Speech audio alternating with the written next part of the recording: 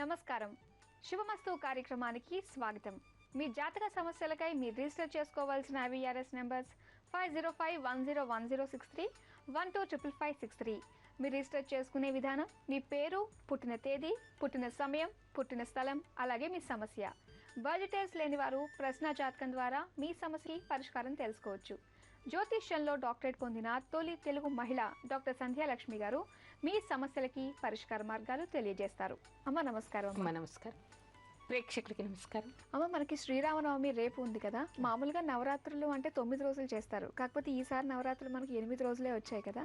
అసలు శ్రీరామనవమికి తిథి ఏ విధంగా నిర్ణయిస్తారంటారు? శ్రీరామనవమి అనడానికి దీనికి శ్రీరామ జయంతి అనేటువంటి పేరు కూడా ఉంది. శ్రీరామచంద్రుడు అలనాడు కర్కాటక లగ్నంలో చైత్ర శుక్ల నవమి రోజు పునర్వసు నక్షత్రంలో మధ్యాహ్నం పూట పుట్టాడు.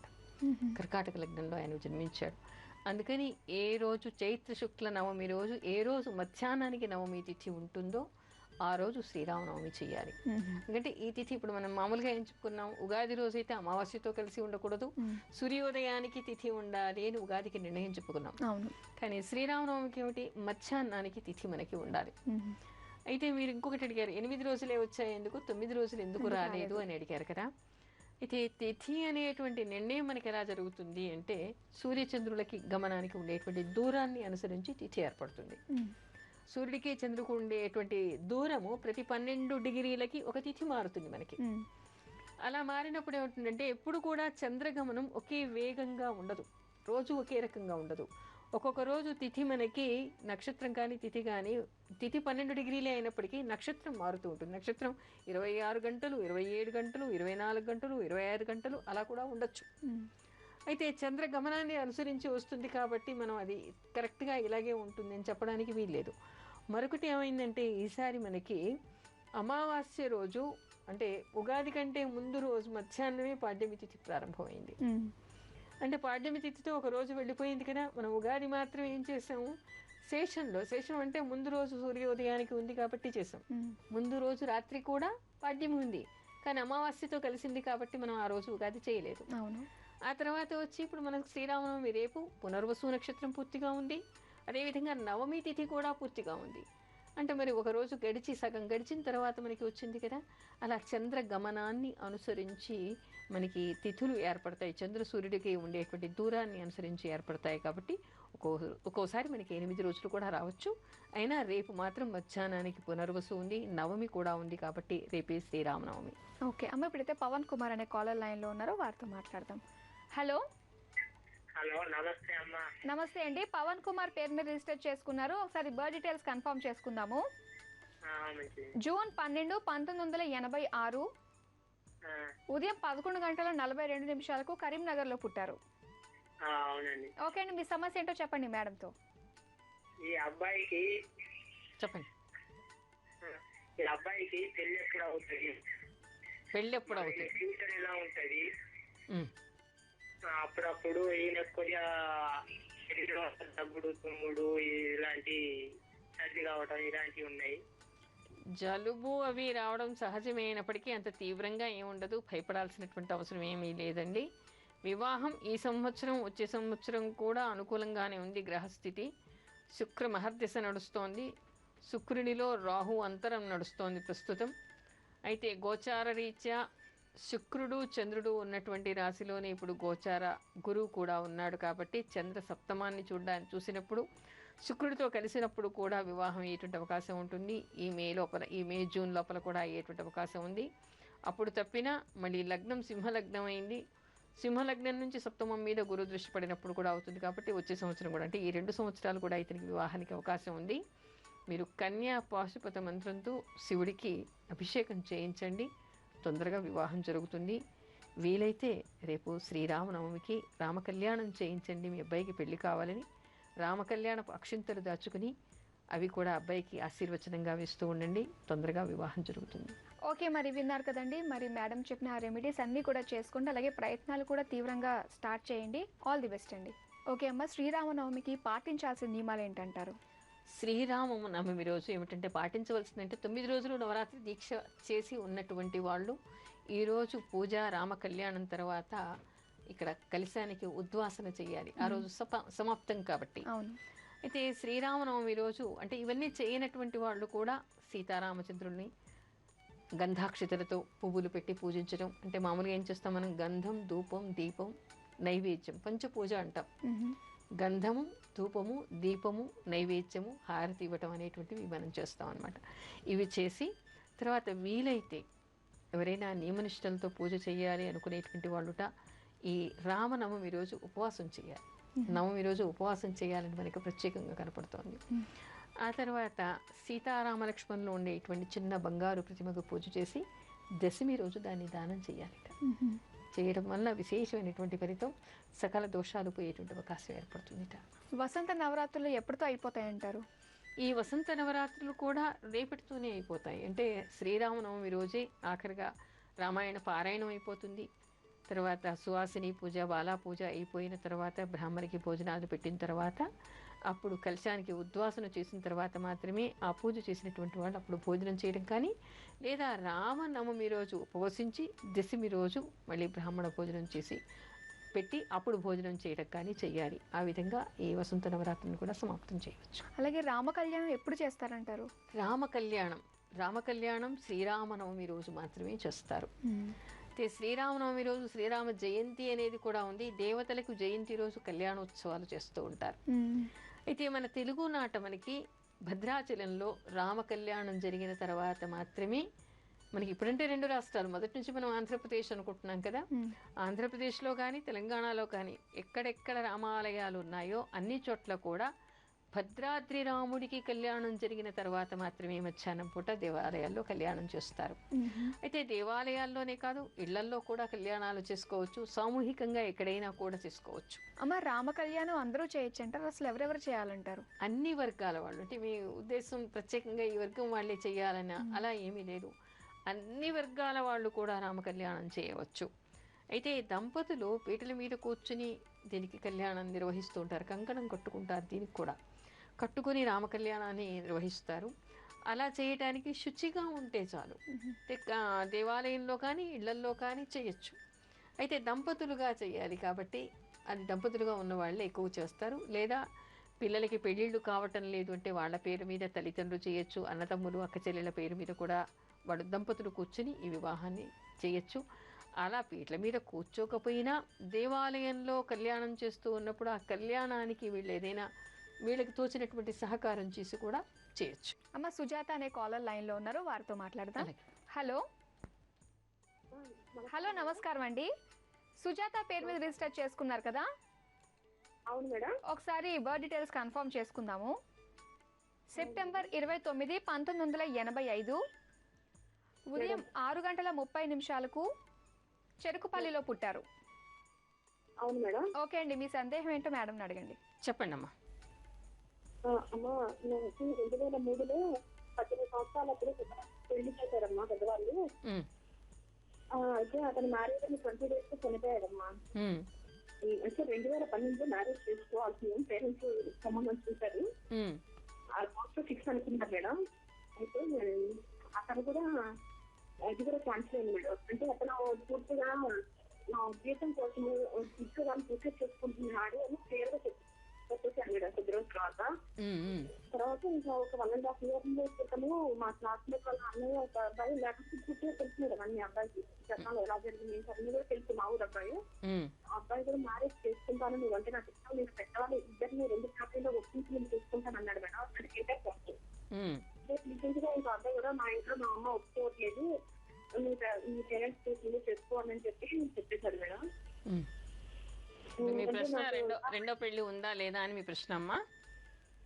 అంటే రెండో పెళ్లి ఉందా లేదా అంటే నేను ఫస్ట్ మ్యారేజ్ ఒకనే వస్తాడా, రెండో మ్యారేజ్ ఒకనే వస్తాడా అని తెలుసుకోవాలని.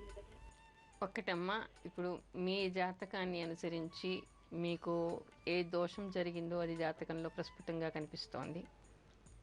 తర్వాత చంద్రుడి నుంచి సప్తమాధిపతి అస్తంగతుడై ఉన్నాడు. లగ్నం నుంచి కూడా సప్తమాధిపతి పాపగ్రహ దృష్టి కలిగి నీచలో రిట్రోగ్రేడ్ అయి ఉన్నాడు. ఇది బాగాలేదు. శయన స్థానం కూడా మీకు కొంచెం దెబ్బతిన్నది. కుటుంబ స్థానం కూడా దెబ్బతిన్నది. ఇక్కడ ఇంకొకటి కూడా మీ జాతకంలో ఏం కనిపిస్తుంది అంటే మీ పూర్వ పుణ్యమో మీ అదృష్టమో వచ్చినటువంటి 2 సంబంధాలు తప్పిపోయాయి. ఒకవేళ పెళ్ళి అయి ఉన్నా కూడా వాళ్ళు మిమ్మల్ని మోసం చేసి వెళ్ళిపోయి ఉండేవాళ్ళు. ఎందుకంటే మీ జాతకంలో అది ప్రస్ఫుటంగా బాగా కనిపిస్తోంది కాబట్టి ఇకపైన ఎవరైనా మిమ్మల్ని పెళ్లి చేసుకుంటాను అని వస్తే మాత్రం నమ్మకండి. ఏదో ఒకటి మీ వయస్సును కానీ మీ డబ్బును మీ గవర్నమెంట్ జాబ్ను చూసి కానీ వాళ్ళు మిమ్మల్ని ఆశ్రయించవచ్చు. కొంతకాలం మీతో ఉండి ఆ తర్వాత మిమ్మల్ని మోసం చేసి వెళ్ళిపోవచ్చు. అందుకని ప్రతి జీవికి అంటే ప్రతి అమ్మాయికి ప్రతి అబ్బాయికి పెళ్ళి మాత్రమే పరమావధి కాదు. పెళ్లి చేసుకోవాలి, సహజమైనటువంటిదే. కానీ విధిపూర్వకంగా కొన్ని జన్మల నుంచి మనకి కొంత పాపం అనేటువంటిది వెంటాడినప్పుడు, ఎప్పుడైనా విధి వక్రించినప్పుడు మళ్ళీ అదే దారిలో వెళ్లకుండా కార్యకారణాలు మన జన్మకి చాలా ఉంటాయమ్మా. జీవితంలో పెళ్లి మాత్రమే కాదు, ఇంకేదైనా మీ లక్ష్య సాధన కోసం దాని మీద మీ దృష్టి పెట్టండి. దయచేసి మీరు రెండో పెళ్లి గురించి ఆలోచించకండి. ఎవరు మిమ్మల్ని ఎంత నమ్మ పలికినా ఆ దారిలో వెళ్ళేటువంటి ప్రయత్నం మాత్రం చేయకండి. ఎందుకంటే రెండో వివాహానికి కూడా మీకు అలాంటిదే కనిపిస్తోంది. కుటుంబ స్థానం మీకు పూర్తిగా దెబ్బతిన్నది, శయన స్థానం పూర్తిగా దెబ్బతిన్నది, సప్తమ స్థానం లేదు, నవమ స్థానం రెండు అన్నీ కూడా మీకు దెబ్బతిని ఉన్నాయి. అంటే వైవాహిక జీవితంలో చాలా దోషాలు కనిపిస్తున్నాయి కాబట్టి ఆ దారిలో మీరు వెళ్ళకండి. ఓకే, మరి విన్నారు కదండి. మరి మేడం చెప్పిన సలహాలు జాగ్రత్తలు అంతా పాటించండి. ఆల్ ది బెస్ట్ అండి.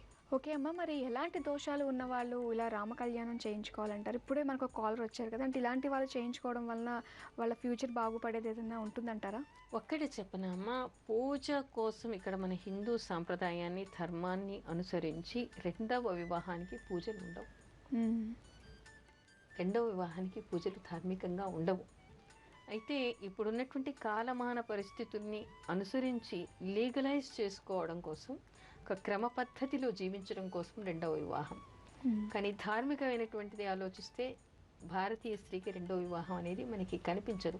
అందుకని దానిలో మనకి మంత్రాలు కనిపించవు, శాంతులు కనిపించవు. ఇప్పుడున్నటువంటి ఆధునిక జీవితాన్ని అనుసరించి ఇలా చిన్న పిల్ల అసలు 15-16 రోజులకే భర్త పోయాడు అని అనుకున్నప్పుడు పెళ్లి చేసుకోవడం అతి సహజంగా కనిపించవచ్చు. కానీ ఇక్కడ చూస్తే రెండవ పెళ్లి కూడా ఫెయిల్ అయ్యేలాగా కనిపిస్తుంది. ఓకే, అందుకని దానికి నేను అంతగా సజెస్ట్ చేయలేదు. తర్వాత ఇంకోటి ఏంటంటే పూజలు అనేటువంటిది రెండో వివాహం కావాలి అని చేయటానికి పూజలు కనిపించవు మనకి. అందుకని కార్యకారణాలు మన జన్మకి చాలా ఉంటాయి కాబట్టి దానికి చేసేటువంటిది వేరు. ఇకపోతే మీరు వివాహం ఎప్పుడు అంటే ఇలాంటి శాంతులన్నీ మనం ఎప్పుడు చేసుకోవాలి? వివాహం కాకముందే చేసుకోవాలి. అందుకే చాలామందికి చెప్తూ ఉంటాను, అవశ్యం అనుభోక్తవ్యం కృతం కర్మ శుభాశుభం అంటూ ఉంటారు. పూర్వజన్మ నుంచి తీసుకొచ్చినటువంటి మూట అనేది తల మీద మోసుకొస్తూ ఉంటాం కాబట్టి దాన్ని అనుభవించక తప్పదు. అందుకని అవి పోవడం కోసం ముఖ్యంగా వివాహ సమయంలో ఒకసారి ఎంటర్ అయినాక మనకి వెనక్కి రావడం అంటూ దానిలో ఉండదు. దానికోసం అని చెప్పేసి వివాహం కాకముందే మనం పరిహారాలు చేసుకోవాలి. పెనం మించి పొయ్యిలో పడకూడదు ఎవరు కూడా. చాలామంది అమ్మాయిలు నా దగ్గరికి వస్తూ ఉంటారు, 2-3 పెళ్లి కూడా ఫెయిల్ అయింది అని వచ్చినటువంటి అమ్మాయిలు నేను చాలామందిని చూశాను. ప్రతి శనివారం దాదాపు ఇలాంటి కేసులు నా దగ్గరికి వస్తూనే ఉంటాయి. అందుకని అంటే మీరైతే మీ పరిధిలో ఉన్న ఒకటిద్దరు మాత్రమే మీకు తెలిసి ఉంటారు. కానీ నేను కొన్ని వందల మందిని చూస్తూ ఉన్నాను. వారానికి 1-2 కేసులు అయితే ఎన్ని కేసులు నేను చూసి ఉన్నాను. అందుకని అనుభవంగా చూసినటువంటి కేసుల్ని అనుసరించి నేను చెప్తూ ఉన్నాను కాబట్టి అలాంటి వాటికి ఉండదు. ఇకపోతే పెళ్లి కాకముందే మనం పరిహారాలు చేసుకోవాలి. పెళ్ళైన తర్వాత ఇలాంటి సంఘటనలు జరగకుండా ఉండడానికే మనం చేసుకోవాలి. అయితే ఇక్కడ మనకేం చెప్తారంటే రామ కళ్యాణం చేయటం వలన వివాహ స్థానంలో ఉండేటువంటి దోషాలు పోతాయి అని. అమ్మాయిలకు కానీ అబ్బాయిలకు కానీ మామూలుగా ఏం చెప్తాము, అసలు ఎవరికైనా వివాహం కావటం ఆలస్యం అవుతుంది, వివాహమే కావటం లేదు అంటే సీతారామ కళ్యాణ ఘట్టాన్ని చదవమని చెప్తాం. అలా చేయడం వల్ల వాడికి వివాహం జరుగుతుంది అని. అంతేకాకుండా రామ కళ్యాణం చేయించడం వల్ల వీటిని శాంతి కళ్యాణాలు అంటారు. ఇలాంటి శాంతి కళ్యాణాలు చేయించడం వలన కూడా అమ్మాయిలకి అబ్బాయిలకి తొందరగా వివాహం జరిగేటువంటి అవకాశం ఏర్పడుతుంది. ఇంట్లో శాంతి ఏర్పడుతుంది. గ్రహదోషాలు ఉంటే పోయేటువంటి అవకాశం ఏర్పడుతుంది. శుభాలు జరుగుతాయి. నవగ్రహ దోషాలన్నీ కూడా పోతాయి. కాబట్టి రామ కళ్యాణం అనేటువంటిది అత్యంత విశిష్టమైనటువంటిది. అమ్మ, మరి రామ కళ్యాణం చేయించుకునేంత స్తోమత లేని వాళ్ళు చిన్నగా అంటే ఎలా చేసుకోవచ్చు అంటారు? చిన్నగా అంటే ఇక్కడ రామ కళ్యాణం మీరు ఇంట్లో చేయించుకోవచ్చు, లేదా నలుగురు సామూహికంగా చేయొచ్చు, దేవాలయంలో చేయొచ్చు. ఒకవేళ మీరు అన్నట్టు అలాంటి శక్తి, ఆర్థికమైన శక్తి కానీ లేకపోతే దానికి రామ కళ్యాణానికి సహకారం చేసినా కూడా వాడికి పుణ్యం వస్తుంది. ఓకే, మరి అయితే ఎలాంటి సహకారాన్ని అందించాలంటారు? ఎలాంటి సహకారం అంటే ఇక్కడ మనకి ఏదైనా ఒకటి చేస్తూ ఉన్నప్పుడు దానికి మనం ఆర్థికంగా చేయటం అంటే పీటల మీద కూర్చుని కంకణాలు కట్టుకుని రామ కళ్యాణం చేస్తే మాత్రమే పుణ్యం వస్తుందని ఏమీ లేదు. వస్తుంది ఆ విధంగా కూడా. కానీ అలా చేయలేనటువంటి వాళ్ళు దేవాలయంలో డబ్బు కడతారు. అలా కూడా కట్టలేనటువంటి వాళ్ళు ఉన్నారనుకోండి, వంట చేయగలిగిన వాళ్ళైతే దేవుడి ప్రసాదం వండటానికి కానీ అక్కడ వితరణ చేయటానికి కానీ మీరు సహకారం చేయండి. అది కూడా శక్తి లేదు, వంట కాదు, పురోహితులు ఉన్నారు. పురోహితులు కూడా చాలామంది మాకు దోషాలు ఉన్నాయని వస్తూ ఉంటారు. మీకు పౌరోహిత్యం వచ్చు కదా, రామ కళ్యాణాన్ని ఉచితంగా మీరు దక్షిణ స్వీకరించకుండా ఎవరికైనా ఆ మంత్రాలు చెప్పి ఆ కళ్యాణం చేయించండి. దానివల్ల కూడా వాళ్ళకు ఉండేటువంటి దోషాలు పోతాయి. మృదంగాలు వాయిస్తూ ఉంటారు, సన్నాయి వాయిస్తూ, మంగళ వాయిద్యాలు వాయిస్తూ ఉంటారు కదా, వాళ్ళకి దోషాలు ఉన్నాయనుకోండి, రామ కళ్యాణానికి ఉచితంగా మీరు మంగళ వాయిద్యాన్ని వాయించండి. అంతేకాదు రామకళ్యాణం చేసినప్పుడు అక్కడంతా ఊడవటం, శుభ్రం చేయటం, తోరణాలు కట్టడం, పూలమాలలు కట్టడం, తర్వాత దానికి కావలసిన సంభారాలన్నీ అందించటం, ఇలాంటివి చేసినా కూడా దోషాలు పోతాయి. అంతేకాదు ఇంటి నుంచి బియ్యం పసుపు కలిపి అక్షతలు తలంబ్రాలు తీసుకొచ్చినా కూడా దోషాలు పోతాయి. అంతెందుకు రామ కళ్యాణాన్ని వీక్షించినా కూడా దోషాలు పోతాయి. అయితే రామ కళ్యాణం అయిన తర్వాత అక్కడ తలంబ్రాలు ఖచ్చితంగా తీసుకొచ్చుకోవాలంటారా మనం? ఖచ్చితంగా తీసుకురావడం కాదు, అసలు అవి దొరకాలి, మనకి అదృష్టం అది. అసలు భద్రాద్రి రాముడి కళ్యాణం తర్వాత చాలామంది అక్కడి అక్షతలు తెప్పించుకుంటారు. ఇక్కడ కూడా ఎక్కడెక్కడ కళ్యాణాలు జరుగుతాయో తప్పనిసరిగా రామ కళ్యాణపు అక్షతలు తెచ్చుకుంటారు. అసలు నిజానికి కళ్యాణ రాముడిని వీక్షించాలిట. ఆ రోజు శ్రీరామనవమి రోజు దేవాలయానికి వెళ్ళి ఆ కళ్యాణం చేసుకున్నటువంటి ఆ సీతారాములిద్దరినీ కూడా మన కళ్ళారా చూస్తే మనకు ఉండే దోషాలు పోతాయిట. చూడడంతోనే అక్కడ నమస్కారం చేసుకుని ఆ అక్షతలు ఇంటికి తెచ్చుకొని, అక్కడ నమస్కారం చేస్తే బ్రాహ్మడే వేస్తాడు. ఆ అక్షతలు కొన్ని తెచ్చుకొని ఇంట్లో మనం భద్రపరుచుకొని, ఎప్పుడెప్పుడు మనకి కొత్త బట్టలు కొత్త నగలు వేసుకున్నప్పుడు, పండగలు వచ్చినప్పుడు, ప్రయాణానికి బయలుదేరుతున్నప్పుడు పెద్దవాళ్ళకి నమస్కారం చేస్తాం కదా, అప్పుడు అక్షతలు ఇచ్చి అవి తల మీద తల్లించుకొని ఆశీర్వచనం తీసుకుంటే వాళ్ళకి ఎలాంటి దోషాలు ఉండవుట. ప్రయాణానికి ముందు అవి చెల్లించుకుంటే యాక్సిడెంట్స్ కాకుండా ఉంటాయి. అంతేకాదు పిల్లలకి పుట్టినరోజులు పెళ్లి రోజులు వస్తాయి కదా, ఈ అక్షతలు వేసి వాళ్ళని ఆశీర్వదిస్తే వాళ్ళకి శుభకరంగా ఉంటుంది. అంతేకాదు ఇళ్లలో పెళ్లిళ్ళు జరుగుతూ ఉంటాయి కదా, ఈ అక్షతలు తెచ్చి భద్రపరుచుకొని వాళ్ళ పెళ్లిలో తలంబ్రాల్లో కలిపి వాళ్ళు తలంబ్రాలుగా పోసుకున్న వాళ్ళిద్దరికీ రామరక్ష ఉంటుంది. ఆ దంపతులు వధువుల్ని ఆశీర్వదించేటువంటి అక్షతలు ఇందులో కలిపేసి ఈ తలంబ్రాలు కలిపి అందరూ వాళ్ళని ఆశీర్వదించినా కూడా వాడికి రామరక్ష ఉంటుందిట. అంటే అంతటి ప్రభావం ఉంటుంది రామ కళ్యాణపు అక్షతలకి, ఆ తలంబ్రాలకి. ఓకే అమ్మ. అయితే శ్రీరామనవమి రోజును పానకం అంటూ వడపప్పు పానకం అని చెప్పేసి ఇస్తారు కదా, రామరసం అంటూ ఇస్తారు. అలా ఎందుకు ఇస్తారంటారు? ఇక్కడ మనకి మన సాంప్రదాయాల్లో ఋషులు చాలా ముందుగా దర్శించి అనేకమైనటువంటివి ఈ పండగ రోజు ఇదే తినాలి, ఈ పండగ రోజు ఇది చెయ్యాలి అనేటువంటి నియమాలు పెట్టారు. దానికి కారణాలు ఏమిటంటే, ఏమిటి పానకం తాగితే ఏమిటి, తాగకపోతే ఏమిటి, ఈ రోజే ఎందుకు తాగాలి అని చాలామంది ఆధునికులు ట్రాష్గా కొట్టేస్తూ ఉంటారు. అది కాదు. ఇప్పుడు ఏమిటంటే మనకి వసంత ఋతువు తర్వాత ఇక్కడి నుంచి ఉగాది నుంచి ఎండలు పెరుగుతూ ఉంటాయి కాబట్టి గ్రీష్మ తాపం చాలా పెరుగుతుంది, శరీరంలో ఉష్ణం పెరుగుతూ ఉంటుందన్నమాట. అయితే ఏంటంటే పండగ రోజే తినాలా తర్వాత తినకూడదా అని అడగద్దు, సూచనలుగా ప్రారంభంలో చెప్తారు. ఆ తర్వాత అంతా కూడా వాటిని మనం సేవిస్తూ ఉండాలి. ఒక్క శ్రీరామనవమి రోజే కాదు, మన నిత్యం కూడా ఈ కాలంలో చల్లని నీళ్లు, బెల్లం నీళ్లు, కాస్తంత శుంఠి పొడి మిరియాలు వేసుకుని తింటే మనకి తాగితే ఏమిటి, ఆ పానకం తాగటం వల్ల ఉష్ణం తగ్గిపోతుంది, ఎలర్జీ తగ్గిపోతుంది, ఉష్ణం తగ్గిపోతుంది. పెసరపప్పు నానబెట్టి వడపప్పు తినటం వల్ల ఎండలో వెళ్ళొచ్చినటువంటి వాళ్ళు, ఈ ఎండ వేడి ఉన్నటువంటి వాళ్ళు ఈ కాలంలో పెసరపప్పు తినటం వల్ల, అందులో వడపప్పు తినటం వల్ల మేహశాంతి చేస్తుంది. అంటే ఏమిటి, ఇది ఎవరికి ఉపయోగం, ఋషులకా మునులకా కాదు కదా, ఇంట్లో అమ్మకే ఎందుకు పెడుతుంది, ఏమో పిచ్చివన్నీ పెడుతుంది, హాయిగా పిజ్జా తిందాం బర్గర్ తిందాం అనుకుంటూ ఉంటారు. పిజ్జా బర్గర్ వల్ల వచ్చేది ఏమీ లేదు. ఇక్కడ ప్రతి ఒక్కటి, వేప పువ్వు ఎందుకు తినాలి, రేగుపళ్ళు తల మీద ఎందుకు పోసుకోవాలి, ఆ తర్వాత మామిడికాయలు ఎందుకు తినాలి, ఇలా అశోక పువ్వులు ఎందుకు తినాలి, వడపప్పు ఎందుకు తినాలి, ప్రతి పండగకి ఒక ప్రత్యేక విశిష్టత ఉంది కదా. కార్తీక మాసం వస్తే నువ్వులు తినమంటారు. ఇలా ఏమిటంటే ఋతు సంబంధమైనటువంటివన్నీ కూడా ఇమిడ్చి ఈ పండగల్లో ఈ ఋతువుల్లో మీరు ఇవి తప్పనిసరిగా తినాలి సూచన. అప్పటి నుంచి ఆ ఋతువు అంతా కూడా అవి తింటూ ఉండాలి. తింటూ ఉండటం వల్ల మనకి మేహశాంతి, అంటే శరీరంలో ఉష్ణం పెరగకుండా శాంతింపజేస్తుంది అనమాట. వేడి కురుపులు, వేడి పొక్కులు ఇవి రాకుండా, అమ్మవారు రాకుండా కాపాడుతూ ఉంటుంది.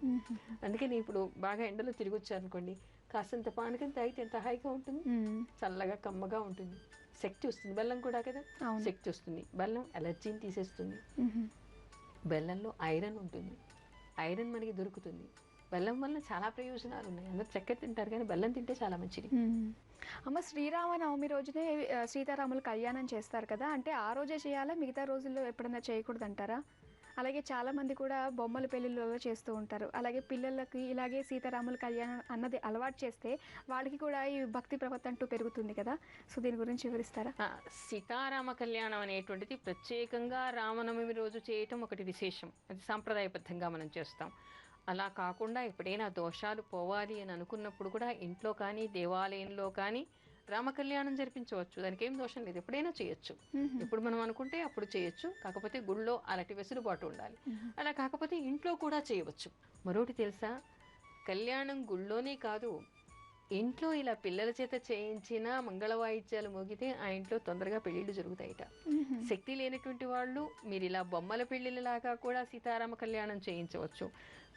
అలా చేయించడం వల్ల ఒకటి మీ ఇంట్లో మళ్ళీ మంగళ వాయిద్యాలు మోగటం, మరొకటి పిల్లలకి పెళ్ళి అంటే ఏమిటి, ఆ సాంప్రదాయం ఏమిటి, ఏ విధంగా చేయాలి అనేటువంటిది కొంత అవగాహన వస్తుంది.